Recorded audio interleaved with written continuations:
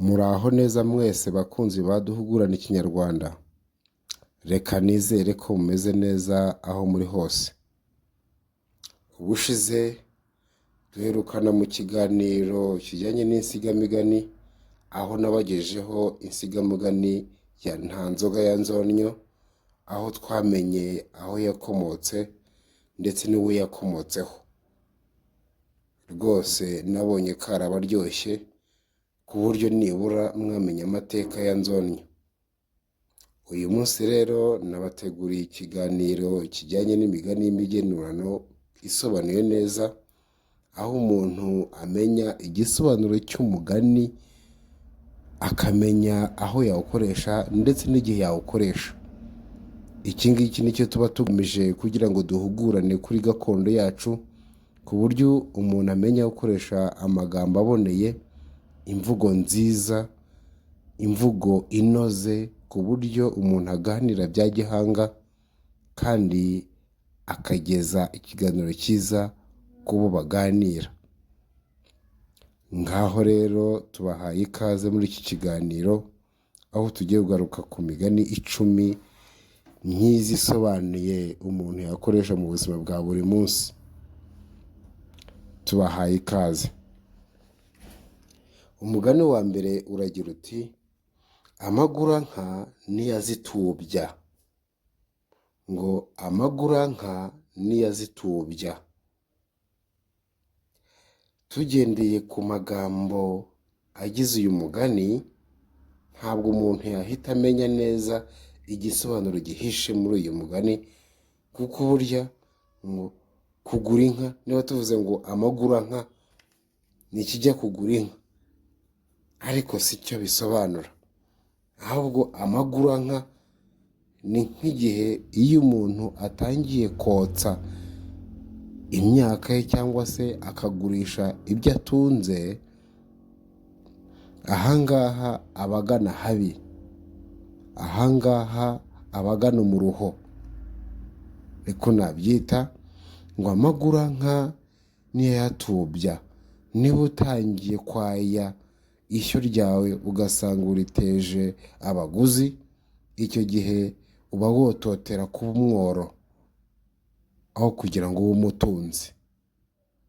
Rero mu gisobanuro cyiza ikinyarwanda gihishemo bashatse gusobanura muri uyu mugani, ni uko iyo umuntu atangiye kwaya, agatangira kotsa imyaka cyangwa se kwaya ibyo atunze, abagana habi, abagana umuruho. Ahangaha rero umuntu yawukoresha ku muntu ugurisha ibye kandi ntaho yikora, nibura utwo atunze twari kumugira akamaro ejo hazaza. Umugani wa kabiri uragira uti: amaguru y'imvura ni umuyaga. Ngo amaguru y'imvura ni umuyaga. Hano burya buri cyago, buri cyorezo kiba gifite ikintu kikimenyesha cyangwa se kicyerekana. Ni nk'uko uyu mugani twawuhuza na wa wundi musanzwe mwumva bavuga ngo intangiriro y'uruhara ni amasoso. Intangiriro y'uruhara ni amasoso. Ahangaha bishatse kuvuga ko buri kintu cyose kiba gifite ikimenyetso. Ni nk'uko ahari umwotsi umenya ko hari umuriro. Ibi ngibi niko bishatse kuvuga mu kinyarwanda, nibura umuntu yakoresha imvugo iboneye, imvugo isanzwe.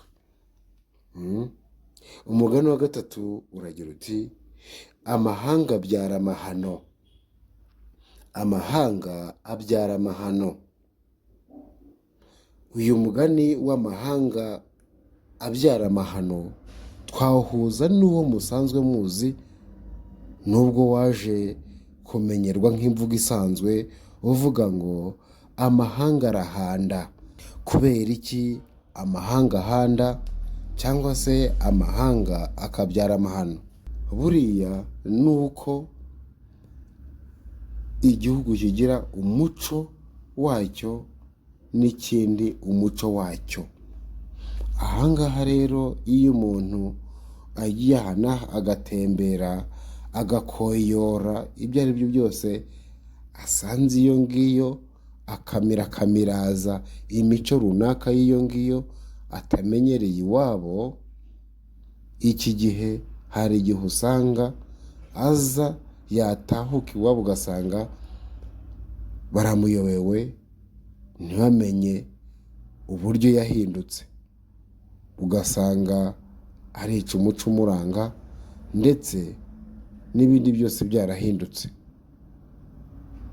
Ahangaha yaba ari intimwe turebye. Dufashe impu zombi, hari uburyo umuntu agira atya amahanga akamuhanda koko, ugasanga aho ari ahandi iyo mu mahanga ntiyisanga, cyangwa se yagenda akisanga, ugasanga no kwisanzura biramugoye bitewe n'ahantu atamenyereye, bitewe n'ahantu atagenda, bitewe n'ahantu adasanzwe agenda, byose bikamubera ijuru inyuma, byose bikamubera ihurizo, aho usanga umuntu yifuza iwabo avuga ngo ati burya amahanga arahanda, bitewe n'imico y'iyo, bitewe n'ibyo atamenyereye bimugora, ugasanga umuntu aravumira ku gahera amahanga bitewe n'ibyo yahuriyeyo nabyo. Rero amahanga abyara amahano ni igihe umuntu atembera atya agafata imico y'ahandi ndetse n'iyo yari afite ugasanga byose birivanga ntumenye uwo ari we. Niko twabisobanura. Umugani wa kane uragira uti amahembe y'inkunguzi abyarirwa ku nzira. Reka nkasubiremo ngo amahembe y'inkunguzi abyarirwa ku nzira. Ahangaha amahembe aba ku nka murabizi, none ngo amahembe y'inkunguzi abyarwa ku nzira. Ibi bishatse kuvuga iki? Bishatse kuvuga ko ni byiza ko ugerageza kwigizayo ikintu icyo ari cyo cyose cyakuzanira ibyago, ntube nka wa muntu wikururiye icyishe. Kera inka zigifite agaciro mu Rwanda, imbyeyi cyangwa se inka yabaga yarabyaye inka nyinshi, inyana nyinshi, ikaba ishyo, iyo nka iyo yagiraga atya igapfa, bafataga amahembe yayo bakayabyara cyangwa se bakayahamba mu kiraro, ku buryo nibura iyo nyoko yayo igenda igasakara mu zindi zisigaye aho ngaho, nazo zikazajya zibyara inyana nyinshi. Ahangaha rero inka y'inkunguzi ntabwo amahembe yayo wayazana mu rugo kuko yatuma izindi zikunkumuka. Rero aho kugira ngo zikunkumuke, amahembe y'inkunguzi bakavuga ko abyarirwa ku nzira. Bishatse kuvuga ko ikintu icyo ari cyo cyose cyagutera umwaku ukigizayo, ukakigiza hirya ku buryo kitakwegera ngo kigukururire amahano. Ibi ngibi nicyo bishatse kuvuga. Ikintu icyo ari cyo cyose cyagutera ibibazo, cyagutera ibyago, ni ukugerageza ukakigizayo. Rero ngo amahembe y'inkunguzi abyarirwa ku nzira. Ugerageza kwigizayo iyo nkunguzi kugira ngo itakubera amazi n'ibisusa. Umugani wa gatanu uragira uti amaherezo y'inzira ni mu nzu. Uyu mugani rwose murawumenyereye, urasanzwe. Amaherezo y'inzira ni mu nzu. Buriya bishatse kuvuga ko nta kitagira iherezo. Ikintu icyo ari cyo cyose kigira iherezo. umugani wa gatandatu uragira uti amahundo abiri aruta amahinguko make. Ngo amahundo abiri aruta amahinguko make bishatse kuvuga iki? Guhingukana ubusa mu rugo wagiye guhaha, n'undi akaza afite amahundo abiri, niyo yaba afite ihundo rimwe ntimuba mungana. Gutahira aho ngaho n'umuntu ufite ikintu kimwe ntaho mwahurira. Ibi bishatse kuvuga ko ubusa busa buruta ubusa busa. Ubusa busa buruta ubusa busa. Ufite gake cyangwa duke arusha wa wundi udafite namba. Niko uyu mugani usobanura. Umugani wa karindwi uragira uti amajyakuzimu ntafatana urunana. Ngo amajyakuzimu ntafatana urunana bishatse kuvuga iki?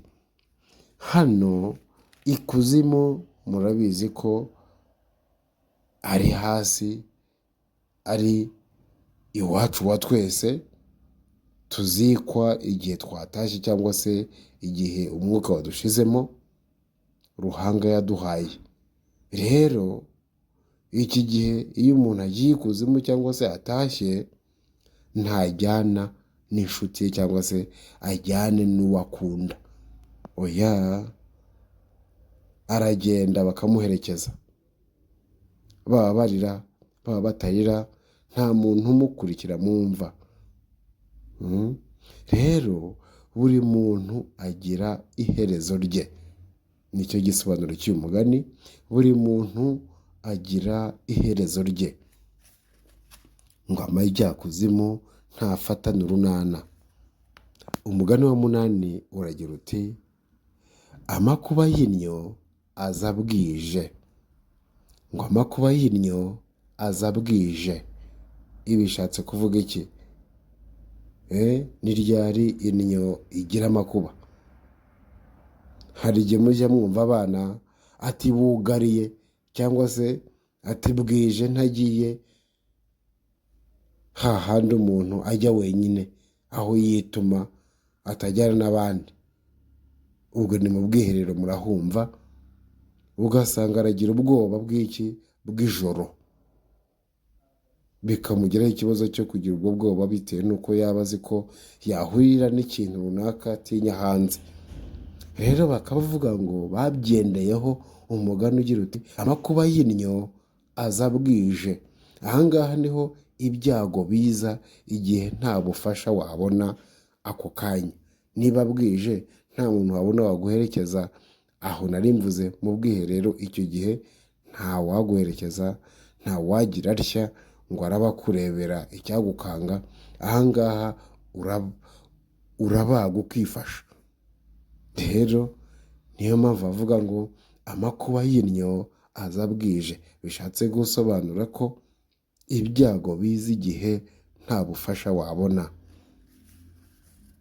Ndumva rwose byumvikana cyane. Umugani wa 9 uragira uti amarindiro y'umudaho ni uguhora. Ngo amarindiro y'umudaho ni uguhora.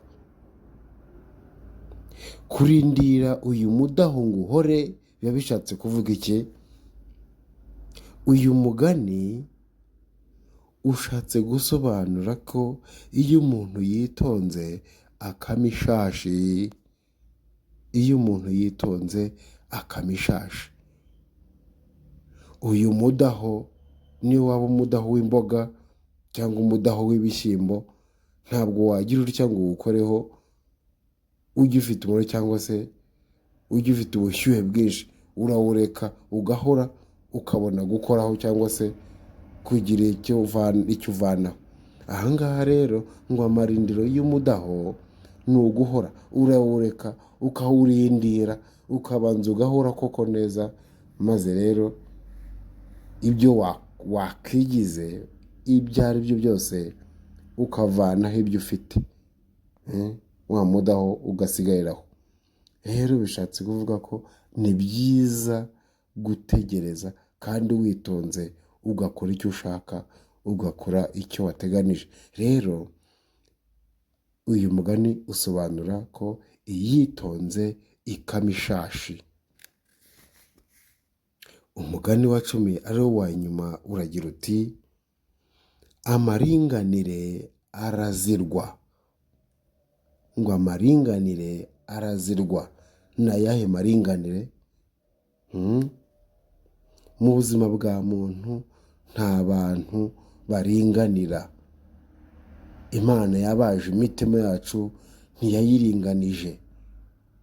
Kuvuga ngo amaringanire arazirwa bishatse kuvuga ko kami ka muntu ari umutima we. Kandi koko mujya mwumva n'Abanyarwanda bita amazina bakabigenderaho bakavuga ngo ntabareshya. Ntabareshya n'umwana w'umunyarwanda muramuzi. Ahangaha rero niho dusoreje ikiganiro cyacu kibanze ku migani 10 y'imigenurano isobanuye ku buryo umuntu yamenya igihe runaka yakoresha umugani uyu n'uyu. Nimukomeze kudutera iteka mutwereka ko rwose mukunda ibiganiro byacu, natwe dukomeze twishyuke maze dukomeze tubeho ibiganiro byiza, dukomeze duhugurane Ikinyarwanda, tumenye imvugo nziza umuntu yakoresha aganira, umuntu amenye imigani, umuntu amenye imvugo isobanutse inoze umuntu yakoresha aho ariho hose mu biganiro, mu ijambo mbwirwaruhame, umuntu akamenya inshoberamahanga, umuntu akamenya imigani runaka ifite ibitekerezo byiza umuntu yagenderaho, umuntu akamenya insigamigani, umuntu akanamenya n'udukuru twa kera twaryoshya amatwi yacu, maze tugende kuko duhugurana muri gakondo yacu itazavaho ikondakonda. Ngaho rero nimukomeze kugira impagarike n'ubugingo, kandi mpora mbifuriza kugira amahoro n'amahore aho muri hose. Mwari kumwe na Ntakirutimana Alexandre.